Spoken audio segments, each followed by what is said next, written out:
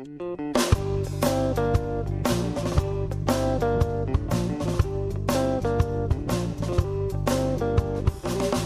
yeah, chill. Listen to me. Brother Bob's here to set you free. Whoa, yeah, chill. Shake and sing. Say goodbye to all your sins. I'm James Berkeley. I'm from Orlando, Florida, USA. I'm playing Doctor Moron. Is how I say it. You'll say Doctor Moron, who is basically a maniacal doctor who is angry at the way society treated him, so he's trying to bring out the animal in everyone else. Hello, my name's Amanda Stella Webb and I'm from Sydney, Australia, and I play the part of Mona, who is a very feline character and one of, I am Moron's woman, but I'm poorly treated because I was one of his first experiments that really didn't have anywhere near enough beast, far too human. So he rejects me, treats me poorly, and I sing the blues a lot. I might start with you, Dr. Moron. Can I say, yeah. You can say Moron. Everyone says Moron except me. Okay, so why do you want to be a part of this production? I was just saying before, it's such an honor to be asked to be part of something new. This is a role that's not been done before anywhere in the world. So not only do I get to create it, but I get to be on the ground floor of something that has potentially global repercussions. So that's why I'm so honored. And also, by nature, I'm not a very mean person, so I get to play a complete villain. And that's so much fun as an actor to do. Let's talk about the international attraction to this production. I mean, it is a risk taking over the palace, doing the 6 weeks. I mean, there is a lot pinned on this production that maybe it will gain interest over in the States. Do you think it will from what you've seen and being in the cast? Absolutely. It wasn't until I walked into our first band call and spoke to Lynn Dockrell, who is Chris's wife and the executive musical director, when she started telling me the visions of what was going to be on stage and the productions and everything, is when I realised how much bigger it is than I had originally thought. So we've got 4 of the cast here today, but what about the rest of the cast? Just how big is it? There's 28. 28. And is that with the musicians? Yes. Oh, 28 in all. So we have I think, 12 dancers. I believe 6 principal singers, and they're all really strong performers. It blew us all away.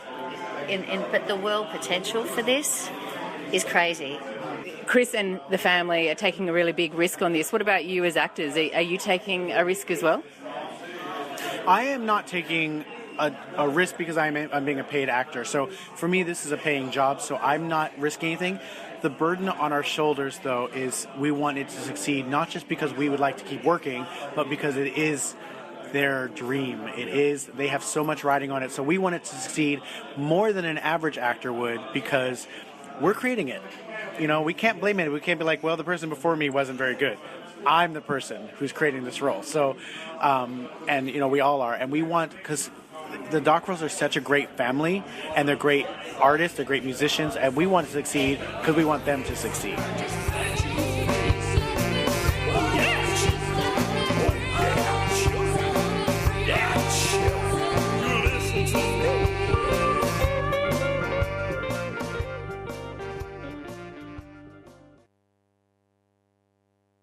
And some of the fun and the music behind the Island of Doctor Moron as we relive that moment 4 years ago when it hit the stage.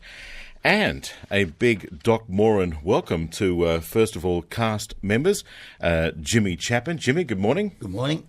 We also have Amanda Stella Webb, who we heard in that intro. Amanda, good morning. Hi, good morning.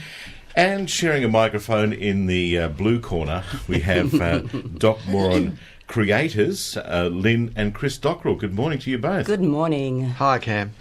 Well, look, first of all, Chris, I guess just to say that Doc Moron lives on, doesn't it?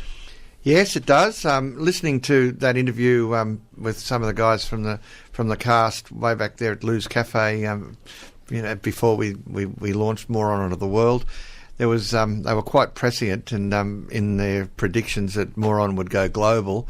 We've actually done 5 states in Australia. We've still got the rest of the states lined up, but the world called us, and we put our toe into the International Film Festival circuit. We've screened in London. We screened at the inaugural Canada West Film Festival on Galliano Island in British Columbia, and we are on at the Nice International Film Festival in the first week in May. So we're getting there. We're taking Dr. Moron to the world. Wow. Was that always the vision, though? Was it, by making a film of the production, it's meant that it can travel? Definitely. And we were originally planning to make a more limited archival type film of the show, but because of the way circumstances unfolded, especially with regard to the fact that we had the opportunity to lease the Palace Academy Twin Cinema for 6 months, it meant that we controlled the whole building and we could turn it into a film studio. So we controlled how many cameras we had, where we wanted to put them. And so we actually filmed Moron with 14 cameras per shoot over many nights. And so we had so much footage that it was 10 months in the editing. And that's 10 months every week in the editing to produce what is now the first and only cinematic film of a live Australian rock musical. So we're pretty chuffed with it, with what we've done. And so even the National Film and Archives of Australia grabbed a copy of our film with glee. They wrote back and said they are so excited to have it as part of their collection. But what we also have, Cam, is we have a unique package now that we can where we can take our original rock musical to the world. And in so doing, hopefully we will attract the investors that we've always wanted to put the show on live in London and beyond. Well, as you say, you're heading to Nice virtually as soon as you finish this interview. The dream, the vision. What's it like going to a foreign country and seeing the reaction to Moron? It's interesting because Moron doesn't really fit the square holes. It's a round peg for the square holes of a film festival. So many films, the feature films, and it's not to put them down, I love them, but a lot of them are very deep and meaningful, soul-searching films. And Dr. Moron is completely different. I mean, as an interviewer said to me who'd seen it in London, he said, it makes you feel like you're actually up there on the stage with people, and that's exactly what we wanted to do. And so, yeah, Moron is sitting way out there on the left field of the international film circuit, that's for sure. Well, that's why you probably had the success you have, because it is so different, and it's refreshingly different, and it gives audiences a chance to experience something a little bit different at these film festivals. Yeah, well, and that's the pitch that we use. That if you want 2 hours of escapist fun, come along and see Dr. Moron. Well, look, your wife Lynn is with you. Lynn, you wrote the music, and there can be no greater pleasure, I would imagine, than hearing those melodies, hearing that music come to life on the stage. That's quite true, Cam. It is very exciting to see, and I don't get sick of hearing it, hearing that music over and over again and hearing the creation of it, remembering the creation and how it all worked together with the fantastic cast and musicians that we had. It's very exciting. I can also hear other bits that I would like to write and other bits I could put in there, so look out. All right. Okay, well, it could take on another life. It could. All itself. Well, look, we've got cast members here, Jimmy Chapman and Amanda Stella Webb. Jimmy, first of all to you, how do you feel about knowing that your production lives on in the film world? Well, it's fantastic. It's credit to the success that Moron's had going to London, Canada, and now Nice. And just to be a part of it. It's a part of history, really. And when I'm dead and gone, I'll still be remembered. You will indeed. By the role I played in the Island of Doctor Moron, definitely. Yeah, well, it was a rather memorable performance. You played Turner, part of the Fitter and Turner gang. You were, I guess, henchman to the evil Doctor Moron. So it's amazing to think that, to me, a live performance is so transient, it's ephemeral, it just doesn't hang around. You kind of experience it, feel it. But then to be able to go back and see it on the screen, it must be a wonderful sensation. Yeah, it's really good, and I've been lucky enough to have the opportunity to tour the film regionally in New South Wales, more so down around the Hunter Valley way. And we had great success with the film, and people at CERT, first timers CERT, once you see it, you'll never forget it. Oh, it's. I think it's like riding a push bike. You know, it's once you've got it in your blood, it's there. So. Yeah, oh, definitely. Amanda, you're in town because you actually performed as part of the Johnny Farnham tribute show on the weekend. So, yes, I did, yeah. A good excuse to come back to the area. Absolutely, yeah. I couldn't wait to see the Dockrells as well. And Jimmy and I are always in contact all the time. We've been friends for 28, nearly 30 years. Yep. Wow. From past showbiz stuff. So, yeah, I was up with the Whispering Jack show, and it was lovely to have the guys there and have an excuse to catch up and relive. And, you know, I love these guys. They are family to me. Mm.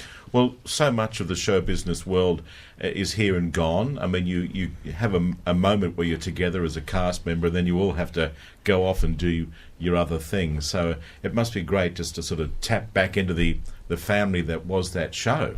Absolutely it is, yeah. And I still talk to James a little, at least on Facebook.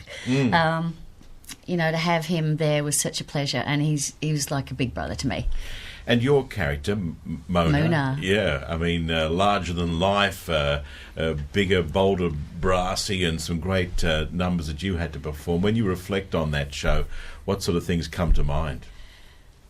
So many great memories. It was just such fun every night, but I guess I lived a lot of that role. Past boyfriends. I had a lot of experience to draw on of being not well treated. Dare say that my taste in men has changed. Yes, well, I'm glad to hear it.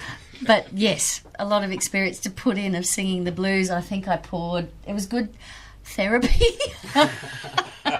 It was good therapy in that sense to live it out, and she represented so much. And she was very maternal to all the characters on stage as well. All the other creatures were her babies, and she protected them fiercely. So it was a wild ride. I'll say, and it's not stopping anytime soon. Knowing that you in celluloid form at least will be entertaining the audiences in Nice. It's such a privilege to think that people are seeing what we did. And exposing the talent of everybody and the potential of the show, what it is, not just the potential, what it is, the creature that island's created. Yes, I'll say. It lives on the island of Dr. Moron. Well, look, fabulous to reconnect with the cast and also the creators as well. And, we wish you all in your future artistic and stage ventures. But in the meantime, thanks for helping us tap into a bit of that spirit that is the island of Dr. Moron. Jimmy, Amanda, Lynn and Chris, thanks again so much for coming in this morning. Thanks, Cam. Thank you. Cheers. And here's a little bit more of the magic from that great soundtrack on the island of Dr. Moron.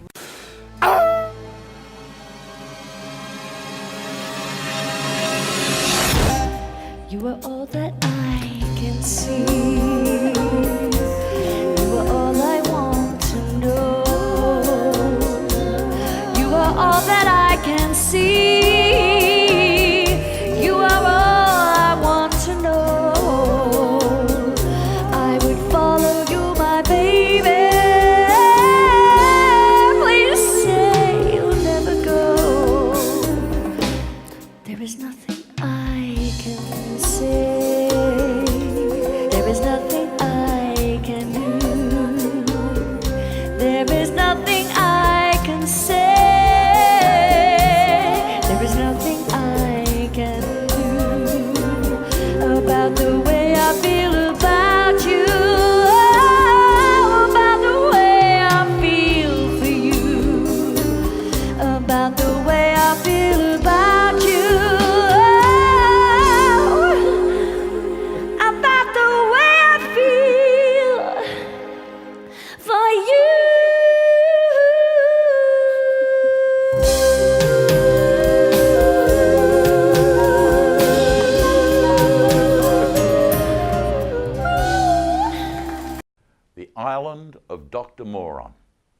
Don't miss it.